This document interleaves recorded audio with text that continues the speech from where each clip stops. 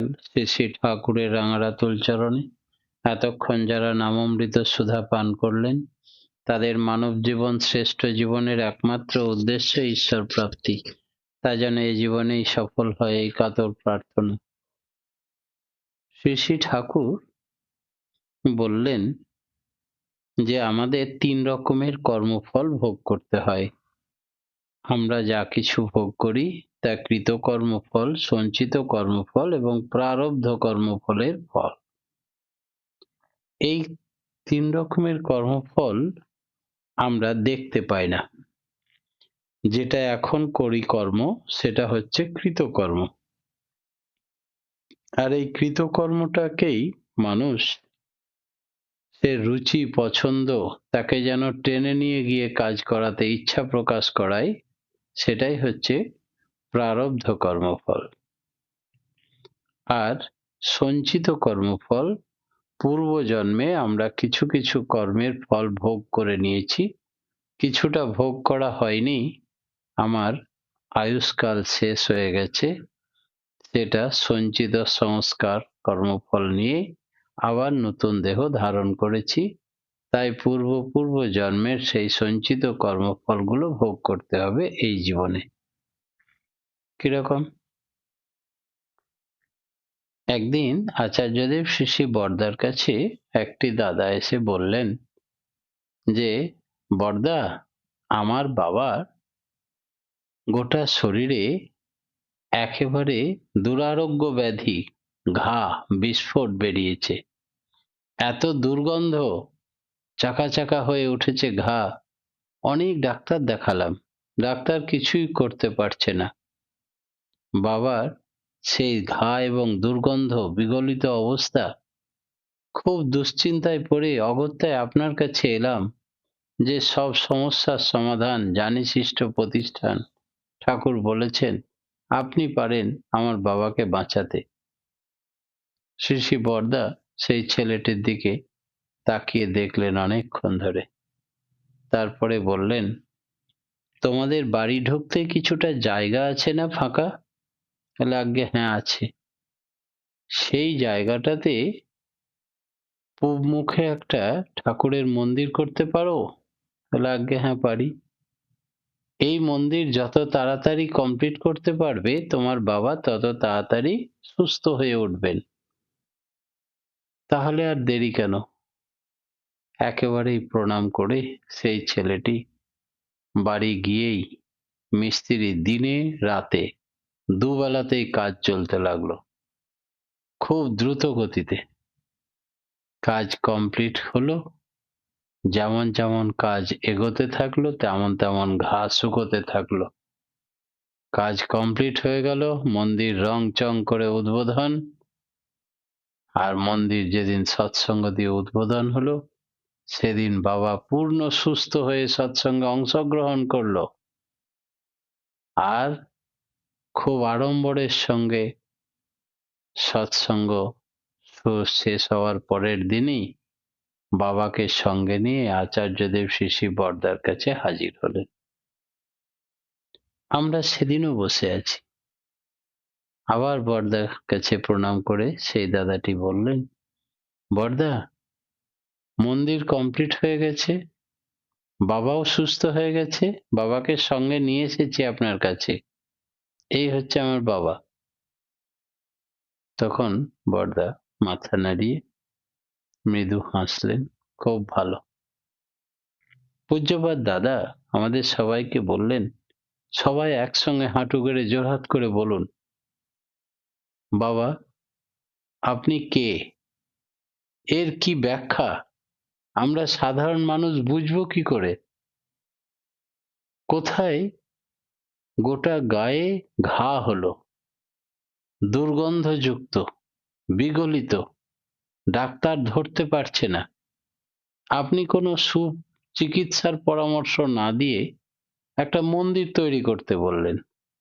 মন্দির তৈরি করার সঙ্গে এই দুর্গন্ধওয়ালা ঘা ভালো হয়ে যাওয়ার কি সম্পর্ক? এটা যদি একটু খুলে বলেন তবে সাধারণ মানুষ বুঝতে পারে। তখন শ্রী শ্রী বরদা বললেন, ও যখন আমাকে বলল ওর বাবার এই অবস্থা, আমি তখন দেখতে পেলাম ওর বাবা আগের জন্মে জন্মেছিল সমুদ্র উপকূলে। সেখানে সমুদ্রের মাছ ধরতে যেত রোজ। একদিন একটা হাঙর তাকে কামড়ে দিয়েছিল ঠিক এই বয়সে। হাঙরের কামড়ের রক্ত দেখে সে হার্ট ফেল করে গেল, আর হাঙরের বিষটা থেকে গেল। সেটা প্রস্ফুটিত হতে পারল না। সেই কর্মফলটা ভোগ করবে কে? তাই সুযোগ পায়নি প্রকৃতি মরে যাওয়াতে। এবার নতুন শরীর নিয়ে জন্মালো, তখন আর সমুদ্রের ধারে নয়, এবার অন্য জায়গায় জন্মেছে। কিন্তু সেই হাঙরের বিষটা ফুটে বার হলো এই বয়সে। ডাক্তার কি করে বুঝবে এত সব গল্প? সেই জন্য ডাক্তার ধরতে পারছে না। আমি দেখলাম এই হাঙরের বিষে সে ঘা যেটা বার হবে তাতে কোনো চিকিৎসা হবে না এবং সে মারা যাবে। আর যমরাজেরও স্রষ্টা হচ্ছেন পরম প্রেমময় শ্রী শ্রী ঠাকুর অনুকূলচন্দ্র। আমাদের প্রত্যেকের স্রষ্টা এই বিধাতা পরমেশ্বর পরমাত্মা পরম ব্রহ্ম। তাই যদি পিতার মন্দির তৈরি করে তাহলে যমরাজ থমকে দাঁড়াবে। মন্দির কমপ্লিট হলে যমরাজ ফিরে যাবে, সমস্ত দুরারোগ্য ব্যাধি থেকে মুক্ত হবে, আয়ুও বেড়ে যাবে। সেই জন্যে তাকে সকলের পিতা যিনি তার মন্দিরের কাজে লাগালাম। আর মন্দির কমপ্লিট হলো, রোগ সেরে গেল। তাহলে ত্রিকালদর্শী যিনি, তেমন আচার্যকে আমরা পেয়েছি। আচার্যদেব শ্রী শ্রী বরদার ঠাকুর যে এক এবং অভেদ, টাকা রেফিট আর রফিট, সে কথা বহুবার প্রমাণ পেয়েছি তার সান্নিধ্যে বসে থেকে। সেদিন আবার নতুন করে তাকে চিনতে পারলাম। আমরা যাকে দাদার মতো করে যা খুশি তাই বলি, যখন যা মনে আসে, তিনি যে ত্রিকালদর্শী, একটা মানুষকে দেখলেই তার 7 জন্ম দেখতে পান তিনি। আমরা কত ভাগ্যবান। শ্রী শ্রী ঠাকুরের সৎমন্ত্র শ্রেষ্ঠ মন্ত্রে দীক্ষা পেয়েছি, শ্রেষ্ঠ গুরু পেয়েছি, শ্রেষ্ঠ আচার্য পেয়েছি, পরম্পরা অবলীলাক্রমে চলছে সেই লীলা, পিতা পুত্রের লীলা। এ দেখার সৌভাগ্য হচ্ছে জেনারেশন ওয়াইজ আমাদের। আমরা কি কম ভাগ্যবান? এই ভাগ্য আর স্বাধীন ইচ্ছা কোনটা ঠিক? আমরা যারা অজ্ঞ বা দীক্ষা পাইনি, ধর্ম প্রকৃত চক্ষু দান করে, ধর্ম ধাঁধাকে ধ্বংস করে, অর্থাৎ ধর্মের আশ্রয় পাইনি, তারা কি ভাবি? নিজে হতে যা করে নেব সেইটিই হবে। ভাগ্য আবার কি? কর্মফল আবার কি? ঠাকুর বললেন দুটোই ঠিক। যদি তুমি কর্মগুণে শ্রেষ্ঠ গুরুর আশ্রয় গ্রহণ করতে পারো, শ্রেষ্ঠ পুরুষকে নিয়ে মাতোয়ারা হয়ে ওঠো, তবে তোমার প্রারব্ধ কর্মফল, সঞ্চিত কর্মফল সব একেবারে, কবির দাস বললেন, মন কা শের, 1 মন বোঝা বইতে হতো তোমাকে, সেটা 1 সের করে দিতে পারেন বিধাতা। আর শুল্কা কাঁটা, যেখানে শুলে চাপানোর কথা সেটা একটা পায়ে কাঁটা ঢুকলো, ব্যাস মোচন করে দিলেন তিনি। কারণ স্রষ্টাকে, গোড়াকে ধরেছি আমরা। তাই ভাগ্য পরিবর্তন করা সম্ভব। বিধির বিধান যদি মেনে চলি, বিধাতা প্রসন্ন হয়ে তা হালকা করে দিতে পারেন। আর যদি সেই ভাব না থাকে, তাহলে ভগবানেরই যদি বিরুদ্ধাচরণ করি, আদর্শ বিধাতাকে না চিনতে পারি, তবে কর্ণের মতো হবে। কর্ণ যুদ্ধক্ষেত্রে এত বড় যোদ্ধা, শ্রেষ্ঠ যোদ্ধা, এত আশীর্বাদ পুষ্ট সূর্যদেবের কবচ, এত দৈব বলে সবকিছু থাকা সত্ত্বেও যখন তার 12 বছর বয়স, তখন একটা গাভীকে তীর ছুঁড়ে মেরে দিয়েছিল। সেই গাভী আর কেউ নয়, এক অভিশপ্ত ব্রাহ্মণ ছিল। সে মৃত্যুকালে বলল, সেই ব্রাহ্মণ গাভীর আত্মা থেকে বেরিয়ে, তুমি যেমন অসহায় গাভীকে বধ করলে অকারণে, তুমিও বড় অসহায় হয়ে মরতে হবে তোমাকে এই ধরাতেই, এই জন্মেই। সেই অভিশাপ বিফলে গেল না। তাই অস্ত্রবিহীন অবস্থায় অসহায়ভাবে ভগবান ইঙ্গিত করলেন, তিনি সব জানেন, তিনি আদি অন্ত জন্ম জন্মান্তরের সব ঘটনা জানেন। তাই ব্রাহ্মণের অভিশাপ বিফলে না যায়, বললেন অস্ত্রবিহীন অবস্থায় ক্ষত্রিয় ধর্ম বিরুদ্ধ হলেও তুমি মারো এখনই অর্জুন। তাকে মেরে ফেলা হলো। তাই ভাগ্য আর স্বাধীন ইচ্ছা। ইচ্ছা স্বাধীন মানে স্বয়ের অধীন, স্ব মানে সত্তা, সত্তা মানে ঈশ্বর, পরম ব্রহ্ম, পরমেশ্বর, পরমাত্মা, যিনি পরিচালক, মালিক, স্রষ্টা, যিনি আমাদের রাখওয়ালা অর্থাৎ রক্ষা করে চলেন, যিনি আমাদের পরিপালন, পরিপোষণ, পরিরক্ষণ করেন প্রত্যেক মুহূর্তে, তিনি হচ্ছেন আমাদের সত্তাধিকারী। সেই সচ্চিদানন্দ ঘন পরমেশ্বর পরমাত্মাকে যদি আমরা মেনে চলি, তবে বিপর্যয় ভাগ্য, প্রারব্ধ কর্মফল, সঞ্চিত কর্মফল সব আমার ফেভারে, অনুকূলে আসবে। আর যদি তা না করি, তবে আমার পূর্ব জন্মের কর্মফল, চরম ভোগান্তি, এই জন্মে হাজারো প্রচেষ্টা করে লেগে থাকি, কিন্তু ফল বিপরীত। আমি দেখতে পাচ্ছি না, বুঝতে পারছি না, হতাশ হয়ে যাচ্ছি, ডিপ্রেশনে জীবন ক্ষয় হয়ে যাচ্ছে, কারণ আমার পূর্ব জন্মের কর্মফল আমাকে ভোগ করতে হচ্ছে। তখন আমরা বলি ভাগ্য। এই ভাগ্য যদি মানুষ সদ্গুরুর দীক্ষা পায়, চেতনা থাকে, তাহলে কর্মকে ভয় পাও, ঈশ্বরকে নয়। ঈশ্বর তো মাফ করে দেন, কর্ম কাউকে মাফ করে না। রামকৃষ্ণ ঠাকুর বললেন, পাপ আর পাড়া যত গোপনেই করো, একদিন না একদিন ফুটে বার হবে এই শরীরে। সেই জন্যে কর্ম করার আগে ভাবতে হবে, পরে ভেবে লাভ নেই। আর যদি পরেই ভাবতে হয়, তবে পরমেশ্বরকে নিয়ে মাতোয়ারা হয়ে তিনিই যেন শ্রেষ্ঠ প্রেষ্ঠ প্রাধান্য পান জীবনের সর্বক্ষেত্রে, তবে তিনি দয়া পরবশ হয়ে তা ছোট করে দেন। এই হচ্ছে ভাগ্যকে সৌভাগ্যে পরিণত করা,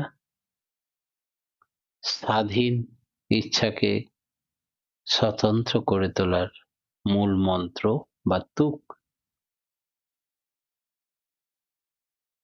শ্রী ঠাকুর বললেন, অবতার কথার মানে কি? শ্রীকৃষ্ণকে কেউ কেউ কালের অবতার বলে মনে করে। আবার কালের অবতার কি? আমাদের এই সাধনার পথ, শ্রীকৃষ্ণ একজন পূর্বতন গুরু, যেমন ছিলেন মঈনুদ্দিন চিশতি, মৌলানা রুম। পূর্ব গুরুদের প্রতি শ্রদ্ধা সম্পন্ন হও, শ্রী ঠাকুর সত্যানুসরণে বলছেন। সত্য পুরুষের অবতার না, কালের অধীন। অবতার হলেই কালের মধ্যে আসতে হয়, তাই তাকে বলা হয় যুগ পুরুষোত্তম। তিনি কালের মধ্যে এসেও কালের উপরে থাকেন, কালিমা লিপ্ত হন না। অবতার আবার দুই রকমের। এক, যিনি অবতারণ করেন, তৈরি হয়েই আসেন, আর যিনি রক্ষাকে ত্রাণ করতে আসেন। অবতার পুরুষ বিভিন্ন স্তরের। কিরকম?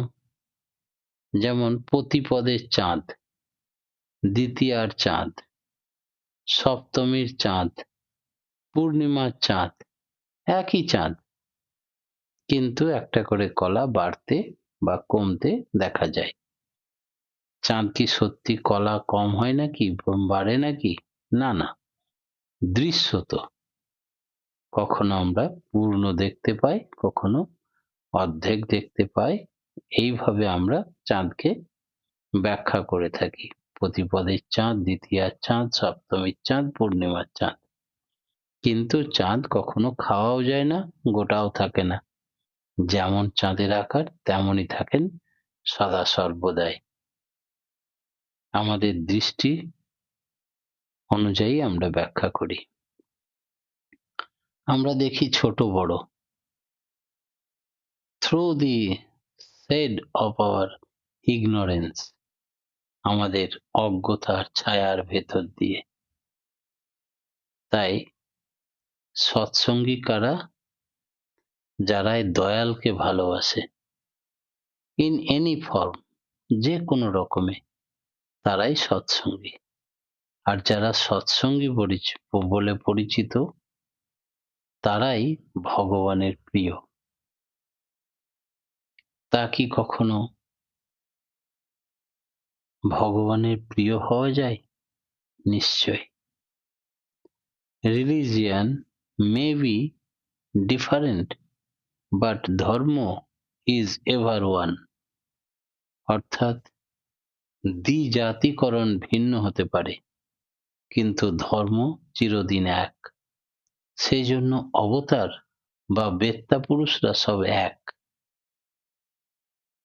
10 পাওয়ারের প্রতি আর 1000 পাওয়ারের প্রতি বাতি একরকম হবে না। যখন যেখানে যেমন প্রয়োজন তখন তেমন শক্তির ধর হয়ে তিনি আবির্ভূত হন। 10 পাওয়ার বলা যখন দরকার তখন তিনি 10 পাওয়ার নিয়ে এসেছেন, আবার যখন 1000 পাওয়ার বলা নিয়ে আসা দরকার তখন তিনি 1000 পাওয়ার নিয়ে এসেছেন।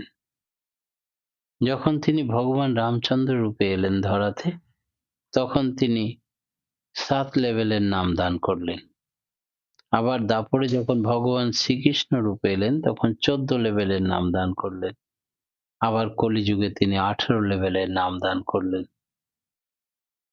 কারণ যুগ অনুযায়ী যোগগুরু সব সমস্যার সমাধান, আলোকবর্তিকা, তিনি সার্চ লাইট, তিনি পথপ্রদর্শক হিসাবে আসেন। ব্রহ্ম এবং আত্মা কি? যিনি সব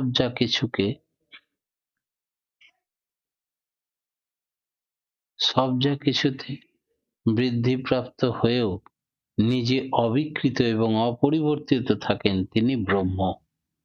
আর আত্মা মানে সতত গতিশীল সত্তাকে আত্মা বলে। তাহলে ব্রহ্ম কি করে? বৃদ্ধিপ্রাপ্ত হয়েও অবিকৃত, অর্থাৎ তিনি নিজে বিরাজমান, আবার একই সঙ্গে সর্বত্র বিরাজমান। তিনি পরিবর্ধিত, পরিমার্জিত, পরিলক্ষিত। আর আত্মা সতত গতিশীল। ছোট্ট শিশু, কিশোর, শৈশব, যৌবন, প্রৌঢ়, বার্ধক্য, মৃত্যু, থেমে থাকবে না কখনো, ক্রমানুগতিতে বাড়তেই থাকবে। এই হচ্ছে আত্মার ধর্ম। আর মায়া মানে কি? মায়া সম্বন্ধে কথা উঠতে একদিন ঠাকুর বলছিলেন, মায়া মানে পরিমাপনী শক্তি, যিনি মেজার করে দেন। মায়া তাতেই নিহিত, কিন্তু মায়ার অধীন তিনি নন। কি আশ্চর্য! তিনি সকলের স্রষ্টা, সকলের নিয়ন্ত্রক, সকলের পরিমাপিত, সকলের পরিচালক, কিন্তু নিজে কাউরির দ্বারাই অভিভূত নন, কাউরির দ্বারা পরিচালিত নন, কোনো মায়ার অধীনও নন, অথচ মায়া তারই সৃষ্টি। তিনি মায়ার অধীন নন, মায়া তার অধীন। তিনি মায়ার সাহায্যে সৃষ্টি করেন এই ধরাধামে।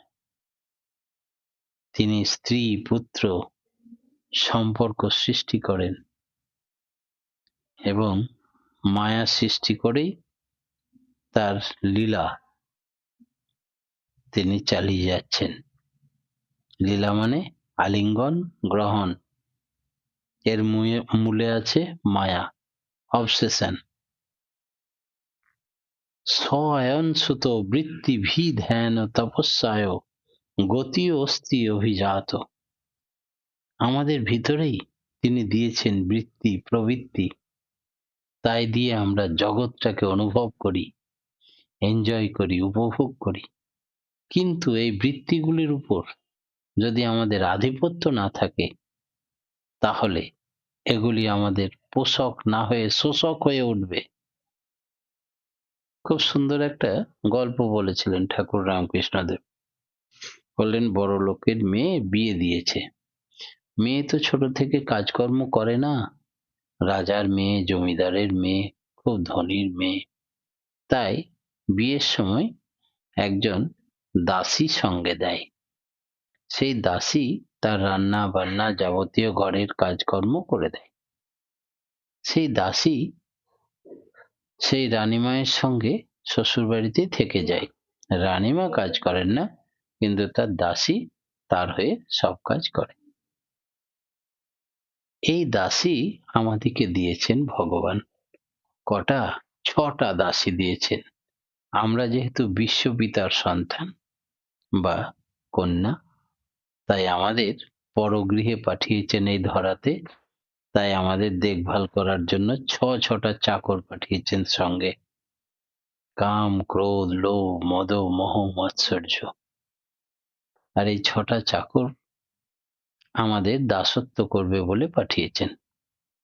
এবার রানীমা করলো কি, আস্তে আস্তে বললে একসঙ্গেই থাকলে কোনো